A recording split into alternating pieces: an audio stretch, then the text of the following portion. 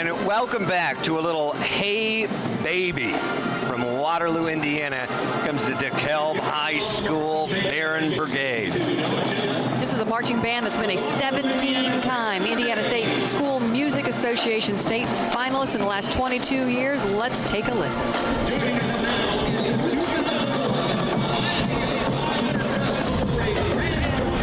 Oh, there's going to be a very familiar face. We are so excited to welcome Anderson Cooper, the Grand Marshal, not only to Indianapolis, but to the IPL 500 Festival Parade as our Grand Marshal. He's an Emmy and Peabody award-winning journalist. He's on CNN. He's about to join us very soon on My Indy TV.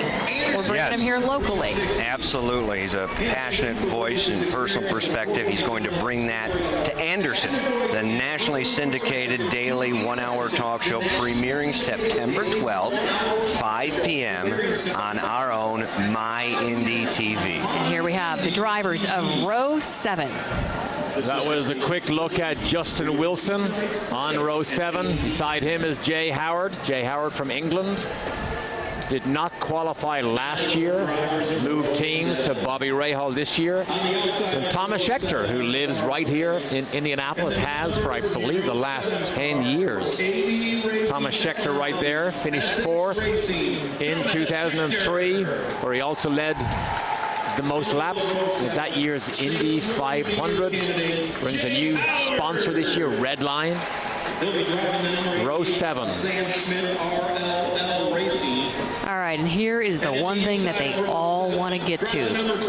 Milk, the memory, the taste of victory. Is brought to you by the American Dairy Association of Indiana, and look who's there, Rick Mears. Yeah. Love that guy. They knew him as Rocket Rick the Rocket. I mean, he was just so good. Had that delicate feel. Drove for Roger Penske, a true gentleman. Everybody knew when Rick was around, you could race wheel to wheel with him, but Rick Mears, another one of those great magical names because of his success at the Indy 500. Of course, one of the four-time winners here today. There is Rick. Got involved in a huge crash in 1983, and people said he'll never come back. Not only did he come back, he came back and he won the Indy 500 for the 4th time. Rick Mears. And it was Louis Meyer who started the tradition of drinking the milk in Victory Lane, right?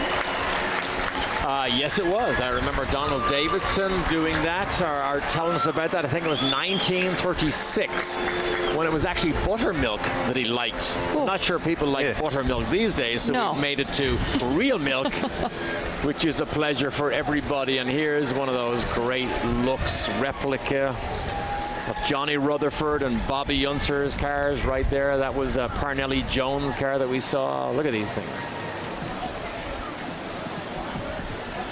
Some hot-looking rides out for a special cruise right down Pennsylvania. Oh, there's Bobby Unser. Look at that, Bobby Unser. That's his wife, Lisa. Bobby's been here all week. Has got involved in all sorts of talk shows and radio shows, and good old Bobby Unser loves to give his opinion. Kenny Brack. Oh, he's a story. Kenny Brack. Yes. Came to the Indy 500, won it as a driver for A.J. Foyt. Put A.J. Foyt back in the winner's circle in 1999 as a team owner. Johnny Rutherford, there he is there. There's Johnny Rutherford. Wow. Another, just a magical name. One of my favorite people right there, Johnny Rutherford. His wife, Betty. This is the year that Johnny Rutherford crowned the 500 Festival Queen last weekend. Can you imagine Johnny Rutherford putting that crown on you? What a moment for that young gal. Yeah. Three-time She'd have to look him up. And we talk about comebacks and perseverance. There's always, of course, the Kenny Brack story after suffering that near-fatal crash in 2003. Came back. The 500 in 2005, it's at the fastest qualification time in the field. Well, there is more to come, including 3-time Indy 500 champ Helio Castroneves. He's always having a good time. I love seeing him in the parade because he is always having a great time with the crowd. He is coming up. But before we get to Helio and the other row 6 drivers, let's see what Tracy Forner has for us.